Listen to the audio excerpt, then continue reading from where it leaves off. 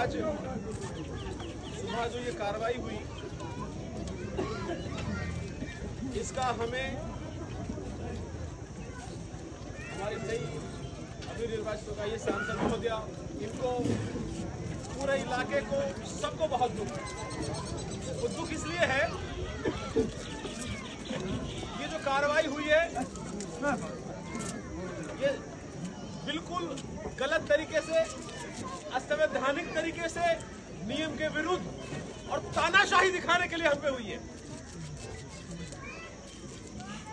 अगर मकान के बनने में कोई कमी थी, उसका तरीका है। नोटिस दिया गया 5 तारीख को कि 10 तारीख तक खाली कर दे। उससे पहले नोटिस कोई जवाब तो नहीं आया, ना हमसे कागज मांगे गए। नहीं तो हो सकता है हम लोग कागज भी देते, कुछ और भी देते। इनका सीधा सीधा रवैया है बीजेपी वालों का। इस देश के अंदर जो उन्हें वोट ना दे उसे परेशान किया जाए, दोगला व्यवहार किया जाए उसके साथ। और अभी हम सब ने लोकसभा चुनाव लड़ा और यहां से कांग्रेस पार्टी बहन संजय यादव के रूप में विजय हुई, तो इनकी और मिर्च लगी और अब ये जोड़ रहा है बहाना। लेकिन हमें अब मिलजुल कर कानूनी रूप से ये लड़ाई लड़नी पड़ेगी। आज ये 4 टूटी हैं, कल वहां 10 टूटेंगी, परसों वहां टूटेंगी। और आज भी मेरी राज्यसभा से बात भी हुई थी, क्योंकि मैं तो जयपुर में सुबह आऊंगा, लेकिन अगर मैं लेट हो जाऊंगा, क्योंकि पूरा गांव जितने आदमी यहाँ खड़े हैं ना, अगर इतने आदमी होते तो उनकी हिम्मत नहीं थी तोड़ते वो। हमें ये करना पड़ेगा आज भाई, क्योंकि आज इस भाई का नंबर आए तब तुम्हारा आएगा। ये दहशत बिठाना चाहते हैं, अपनी कमजोरी छिपाना चाहते हैं। ये सरकार 6 महीने हो गए, 6 रुपए का काम निकाल नगर के अंदर। तो भाइयों दोस्तों, हम सबको मिलकर इसका सामना करना है और तैयार रहना है। चाहे कलेक्टर का घेराव करना पड़े, चाहे एसपी का घेराव करना पड़े, चाहे मुख्यमंत्री का घेराव करना पड़े। ऐसे ये लोग मानने वाले नहीं है। सरकार इनके हाथ में, पुलिस इनके हाथ में, कलम इनके हाथ में, कुछ भी लिखेंगे, कुछ भी तोड़ेंगे। लेकिन आदमी और जो जनता होती है उसकी बहुत बड़ी ताकत है। लेकिन हम सबको मुत्तहिद होना पड़ेगा, एक होना पड़ेगा। और हम दूर जाना है कि भाई ठीक है, आज रसीद तो जोड़ लो, वो क्या फर्क पड़ रहा है, तो कल नंबर मिल जाएगा। कल हमने सुबह अपने घर मीटिंग बुलाई है इलाके जिम्मेदार लोगों की। परसों मुख्यमंत्री जी आ रहे हैं नगर के अंदर। हमारे भी मुख्यमंत्री हैं, हमारे जिले के हैं, हमें गर्व होता है भरतपुर के हैं। पर क्या इतनी घटिया राजनीति करेंगे वो? क्या नगर प्रशासन को इतनी घटिया हरकत करने के लिए छोड़ रखा है उन्होंने? क्या हम लोग भरतपुरवासी नहीं है? इन सब का जवाब लिया जाएगा। कल एक मीटिंग सीकरी में भी होगी, रणनीति तय करेंगे। और चाहे परसों हमें मुख्यमंत्री का घेराव करना पड़े, वो आ रहे हैं सुंदरावली के अंदर, हमारे जिले के अंदर, आप सबको सूचना मिल जाएगी। आप सब तैयार हो भाई? अपने हक की लड़ाई खुद लड़नी पड़ेगी। जो आज हमारे पास में अगर मान लो पद की ताकत नहीं है, तो जनता की ताकत तो है, और जनता का हर आदमी झुकता है। हम अपने अधिकारों के लिए लड़ रहे हैं, हमें किसी से नहीं चाहिए। और ये भेदभाव क्यों? अरे नीरव मोदी भाग गया, तुम्हारा बाप विजय माल्या भाग गया, उसके घर कोई गया क्या आज तक? और हम पे आरोप लगा दिया, अभी कोई आरोप सिद्ध नहीं हुआ है। पुलिस किसको पकड़ सकती है? उनके खिलाफ मुकदमा नहीं है। 50-70 साल के बुजुर्ग आदमी बेचारे को फोन चलाना नहीं आता। दाढ़ी वाला 4 महीने की जमात में से होकर आया है। ये जुल्म हम लोग बिल्कुल बर्दाश्त नहीं करेंगे। आप सब भाइयों से गुजारिश है कि हम लोग फिलहाल एक रहें, आपस में टीका टिप्पणी मत करें। सांसद महोदय को जैसे पता चला, उन्होंने मुझे बताया आज मैं मेरे नगर आने प्रोग्राम में मीटिंग में, तो इन्हें हमने बताया कि भाई ऐसे ये घटना भी हुई है।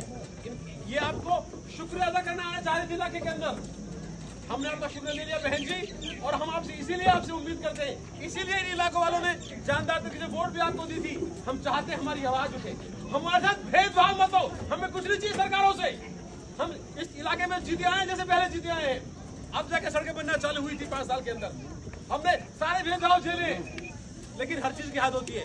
आज आप हमारे आशाएं तोड़ रहे हो, हमारे बच्चों के सर से छत उजाड़ रहे हो, बिल्कुल भी बर्दाश्त नहीं होगा। आप सब भाइयों से गुजारिश है आपस में प्यार प्रेम बना के रखें, और सरकारी में कानूनी कार्रवाई करनी पड़ेगी भाई। कई बार हम लोग कहते हैं भाई फलाना उठा लियो, फलाना घर में घुस गई, आप लोग शिकायत नहीं देते। अब पीआईएल दर्ज करनी पड़ेगी। 50-60 लोग चाहिए पीआईएल दर्ज करने के लिए हाई कोर्ट के अंदर।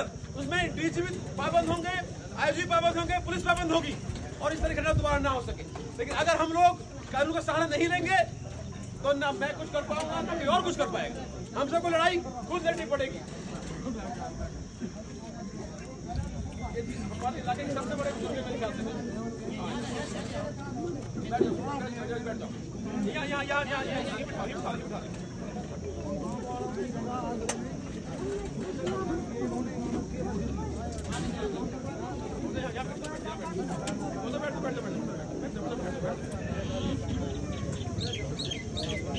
भाई ये तो बहाने हैं, ये जगह ऐसी है वैसी है, यहाँ की है वहाँ की है। गांव में जगह ऐसी होती है। तो मेरे दोस्तों में साथियों, हमें जी जान से बहुत दुख है कि आज ये ऐसे घटिया लोग सत्ता में आ गए जो जाति और धर्म को भेदभाव करके ये काम करते हैं। आप लोग सतर्क रहें। कौम में कुछ दलाल भी डोल रहे होंगे पैसे दिलाने के लिए, यहाँ करने के लिए। किसी चक्कर में बताएं अपनी लड़ाई सिर्फ कानूनी है। हम लोग कोर्ट की लड़ाई लड़ेंगे।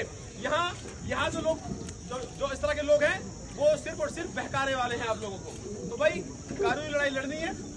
जिन लोगों को कोई नोटिस मिला है या जिन लोगों को कोई गिरफ्तार हुए हैं, उन सबके परिवार वाले लोग जो है मिलकर PIL दाखिल करेंगे हाई कोर्ट के अंदर। और ये जो कार्रवाई हुई है इसके खिलाफ कल तहसीलदार, पुलिस और SDM इनके खिलाफ मुकदमा दर्ज होगा। बिना वक्त दिए, बिना मौका दिए पक्के मकान आप नहीं तोड़ सकते। होता तो बेदखली की कार्रवाई करते हैं वो लोग, बेदखली कार्रवाई करते हैं सरकारी जगह दी तो। लेकिन इन्होंने कोई नियम नहीं माना। आप बेफिक्र रहें। आपके माध्यम से कह रहा हूं मैं, यहाँ लोग बैठे हैं, इस तहसीलदार की नौकरी खा जाऊंगा मैं। लेकिन अगर कानूनी रूप से और आदमी रूप से भी तो, और भाई जो किसी को भी ऐसे नोटिस आए हो आप मुझसे संपर्क करें। किसी को भी किस तरह की बात हो आप मुझसे संपर्क करें। आपकी लड़ाई मजबूती से लड़ी जाएगी। हो सकता है बंद ना हो, लेकिन ये जो पब्लिक की ताकत है ये बहुत बड़ी ताकत है।